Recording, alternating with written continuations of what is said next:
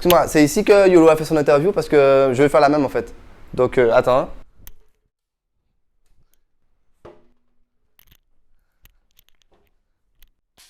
Vas-y.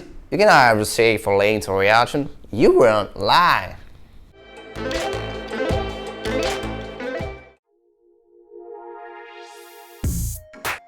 Tu connais Oliver Twist? J'avais 2 potes rats, tout ça, on était en train de discuter. Et à un moment donné, je me suis dit, est-ce que tu devrais pas faire des vidéos? Et en 2012, j'ai fait un concours Dailymotion. Je finis 2e, je me suis dit, il y a moyen que, tu vois, que ce soit un bon délire.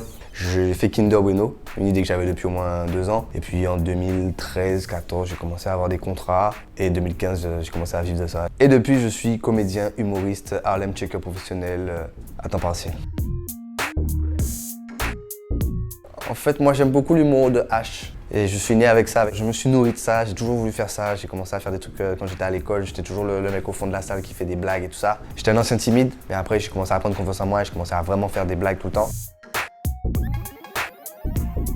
Kinder Bueno, je me rappelle quand je l'ai faite, j'avais dit à ceux qui avaient filmé, ça, c'est au moins 10 000 vues, comme ça. J'étais en mode 10 000 vues, si on fait ça, c'est wow! Au final, on est arrivé à 800 000, j'ai fait what the fuck is this, man? What you're right, yeah.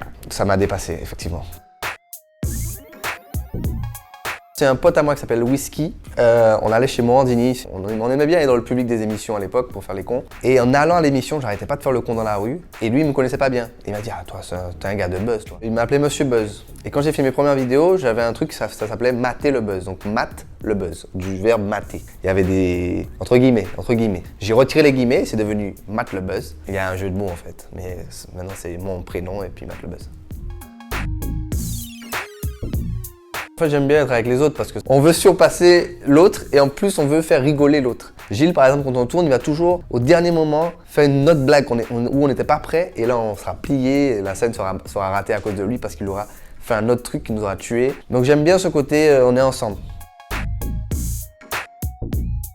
Franchement, je sais pas si c'est le plus beau, mais c'est l'un des plus beaux parce qu'on a énormément d'avantages sur beaucoup de choses. On rentre en soirée quand on veut, on gère notre temps, on est assez bien payé pour faire ce qu'on aime. Moi, ces temps-ci, je me lève à 7 h du mat, j'ai un rendez-vous toute la journée, je finis des fois à 18 h, mais c'est pas grave parce que j'adore ça. Je trouve en plus que...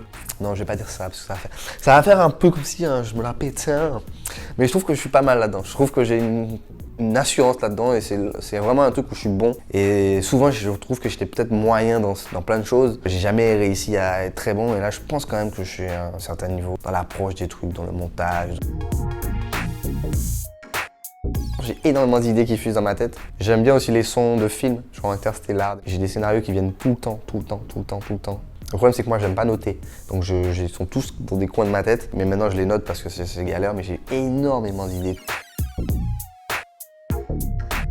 Alors, je voulais effectivement peut-être racheter le groupe Caramo. Ensuite Audi, ensuite jouer au Monopoly en Guadeloupe, créer des choses. Non, je délire. En vrai, j'aurais aimé le cinéma. Peut-être faire un film moi-même avec ma production et mettre tous les potes dedans. Pourquoi pas un jour.